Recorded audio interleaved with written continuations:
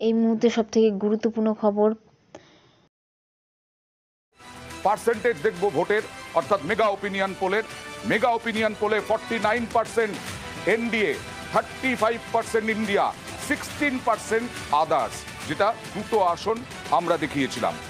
অর্থাৎ বেরিয়ে গেল 242-এর পরে 243, 44 কর্ণাটক এবং আসাম। দুটো রেজাল্ট আমরা দেখালাম। আস্তে আস্তে আসবো, তো পশ্চিমবঙ্গে আসবো, বাংলায় আসবো। আর 244-এর মধ্যে কটা আসন? 244-এর মধ্যে এনডিএ 211, 174 ছিল, মনে করুন 174 ছিল কালকে, 211, 62 থেকে 64 হয়েছে ইন্ডিয়া বা কংগ্রেস, আর 9টা অন্যান্য, যার মধ্যে শিরোমণি আকালি দল, যার মধ্যে এডিএমকে, সব রয়েছে। আমি সুভাষিস দা কর্ণাটক নিয়ে আমরা আলোচনা করছিলাম, যেটা বলা হলো যে মোদি হচ্ছে ইম্প্যাক্ট হবে। যদি সেই ইম্প্যাক্টটা ফেভারে কংগ্রেসে হয়, তাহলে সিএর পর কিন্তু অসমের রেজাল্ট আরেকবার দেখাই। অসমে যে দুটো কথা বলছিলাম, দুটো আসনের কথা বলছিলাম, সেই দুটো আসন হচ্ছে এআইডিইউএফ এবং ইউডিএফ। এরা দুটো আসন পেয়েছে। একটু অসমের রেজাল্টটা যদি এখানে দেওয়া যায়, বারকোতে দেওয়া যায়, অর্থাৎ 12টা আর দুটো, এআইইউডিএফ আর ইউডিএফ, এই দুটো, বিপিএফ, এআইডিইউএফ আর বিপিএফ, এরা দুজন কিন্তু অ্যাসেম্বলিতে কংগ্রেসের সাথে অ্যালায়েন্স করে লড়েছিল। তো এরা যদি আলাদা লড়ে, আমি জানি না কিভাবে হয়েছে, এরা যদি আলাদা সিট ইকুয়েশন শেয়ারিং হয়েছে কিনা জানি না, এখনো হয়নি। এখনো যদি এরা বিএফএফ এবং এআইডিইউএফ, এরা যদি আলাদা লড়ে, তাহলে ইকুয়েশনটা অন্যরকম হবে। আমি বিশ্বজিতের কাছে একসাথে লড়ে, আপনি দেখুন 35+15 যদি গিয়ে দাঁড়ায়, তাহলে অন্তত 50% দিয়ে। বিশেষ করে কর্ণাটকের ক্ষেত্রে কংগ্রেস এত ভালো রেজাল্ট করলো, তারপরে বিজেপির কোন মোহতে বিজেপিকে ভোট দেবে মানুষ? মূল কথা যে আমরা যদি কর্ণাটকের রাজনীতি দেখি, এর আগেও বিধানসভা এবং লোকসভা, আমি সেটা বলছিলাম, যে ভোট হয়েছে পুরোপুরি উল্টো। এবছর যে যখন সমীক্ষা করা হচ্ছে, তখন কর্ণাটকের যারা বিধায়ক রয়েছে কংগ্রেসের, তাদেরকে বলা হচ্ছে লোকসভায় দাঁড়ানোর জন্য। বিধায়করা দাঁড়াতে রাজি হচ্ছে না, তারা দিল্লি যেতে চাইছে না। আমি দুজন বিধায়কের কথা বলবো, দীনেশ গুন্ডুরাও এবং বি নাগেন্দ্র। তারা কর্ণাটকের মন্ত্রিসভার মন্ত্রী এবং বিধায়ক, এবং তাদেরকে বলা হলো লোকসভায় টিকিট দেওয়ার কথা, তারা রাজি হচ্ছে না। তার মানে ভেবে দেখো, ওখানে সাংগঠনিক দিক থেকে যে সরকার তৈরি হয়েছে বিধানসভায়, তারা সেইটা ছেড়ে লোকসভায় যেতে চাইছে না।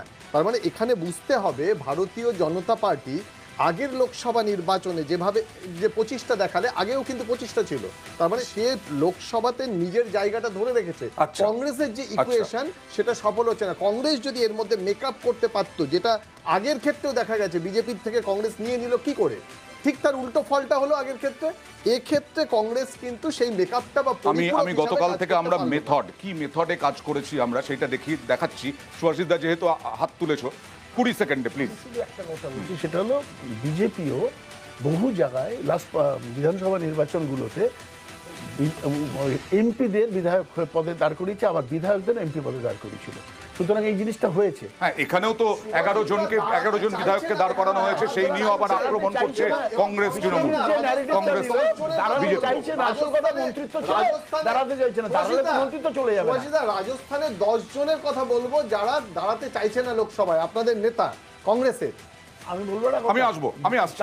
মেথড, যে মেথডের কথা বলছিলাম, যে মেথডে আমরা করেছি, গতকালও এই নিয়ে আলোচনা হয়েছে। পার্থদা একটু দেখাবো যে 21টা উল্লেখযোগ্য রাজ্যের 518টা কেন্দ্রে, লোকসভা কেন্দ্রে আমরা সমীক্ষা চালিয়েছি।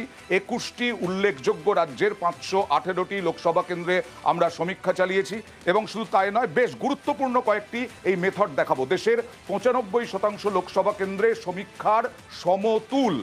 এই যে 518টা কেন্দ্র, 95%, আর প্রতিটি লোকসভা কেন্দ্রে 1 লক্ষেরও বেশি ভোটারের ওপর সমীক্ষা। প্রতিটি লোকসভা কেন্দ্রে 1 লক্ষেরও বেশি ভোটারের ওপরে সমীক্ষা। যেটা বলছিলাম গতকাল, যে একটা বাড়িতে প্রথমে স্যাম্পল, তারপরে 3টে বাড়ি ছেড়ে প্রতিটি লোকসভা কেন্দ্রে 210 জনের সাক্ষাৎকার। এটা আমরাই করেছি। আমরা একেবারে প্রশিক্ষণ দেওয়া, বিভিন্ন ধরনের ফিল্ড ওয়ার্কে প্রশিক্ষণ দেওয়া, এদেরকে দিয়ে আমরা এই ওপিনিয়ন পোল করিয়েছি। প্রতিটি বিধানসভা কেন্দ্রের 5টি পোলিং বুথ চিহ্নিত করে এই সমীক্ষা করা হয়েছে। আর প্রতিটি বাড়িতে গিয়ে মুখোমুখি সাক্ষাৎকার নেওয়া হয়েছে, প্রত্যেকটা বাড়িতে গিয়ে মুখোমুখি সাক্ষাৎকার। এইভাবে আমরা একটা ওপিনিয়ন পোল, এখন লোকসভা নির্বাচন হয়ে যাবে আর কিছুদিনের মধ্যেই, তারপরে দেখা যাবে যে এই রেজাল্টের সঙ্গে আমরা কতটা কি, কিন্তু আমরা মানুষের কাছে গেছি প্রতিটি রাজ্যে কমপক্ষে 20% সাক্ষাৎকার টেলিফোনে পুনরায় নিশ্চিত করা, অর্থাৎ মুখোমুখি সাক্ষাৎকার হয়েছে, তারপরে রিচেকিং অর্থাৎ ফোনে আবার, আর তার সঙ্গে সঙ্গে 12ই ফেব্রুয়ারি থেকে 1 মার্চ পর্যন্ত এই সমীক্ষা চালানো হয়েছে। আর এই টোটালটা একবার দেখে নিই আজকে। এখনো পর্যন্ত যা যা রেজাল্ট আমরা বের করলাম মেগা ওপিনিয়ন পোলে, সেটা হচ্ছে 284 মধ্যে এখনো পর্যন্ত 284টা আমরা রেজাল্ট বের করেছি। 64 হচ্ছে ইন্ডিয়া, কংগ্রেস এবং অন্যান্যরা, যার মধ্যে শিরোমণি আকালি দল,